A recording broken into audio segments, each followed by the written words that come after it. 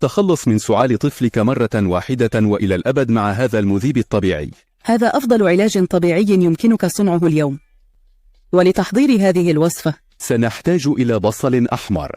يحتوي البصل الأحمر على بعض العناصر الغذائية التي لا يحتوي عليها البصل العادي، ولكن إذا لم يكن متوفرا في مدينتك يمكنك استخدام النوع العادي. سنزيل الجزء العلوي، ثم بملعقة سنزيل المركز.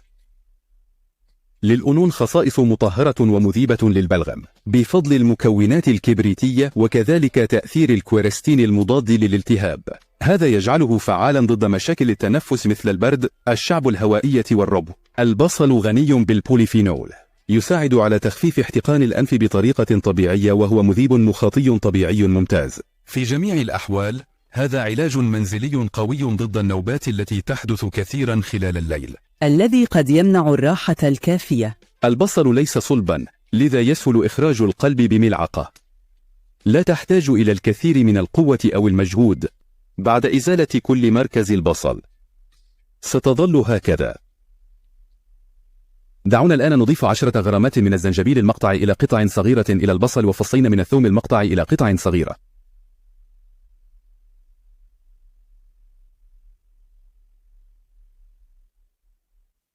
أولا سنضيف العسل حتى يغطي تماما جميع المكونات داخل البصل. واحدة من الأسباب الرئيسية التي تجعل العسل مفيدا للجهاز التنفسي ذلك لأنه مطري طبيعي. دعونا نخلط جيدا ونغطي البصل. سنترك الخليط ليستريح لمدة 12 ساعة في مكان بارد ومعتم. إذا كان طفلك يسعل كثيرا ولا تعرف ماذا تفعل فهذا سيكون فعالا تماما بالنسبة لك. إذا يمكنك الآن استخدامه. من المهم أن نشير إلى أنه لا ينبغي للأطفال دون سن الثانية والنساء الحوامل والمرضعات استخدامه. يجب عليك استشارة طبيب قبل استخدام هذا العلاج. النصائح التي نقدمها هنا هي إضافة لصحتك، لكن لا تنسى أبدا استشارة طبيبك العائلي. شكرا جزيلا للأشخاص الذين يشاهدون ويتفاعلون مع مقاطع الفيديو الخاصة بنا.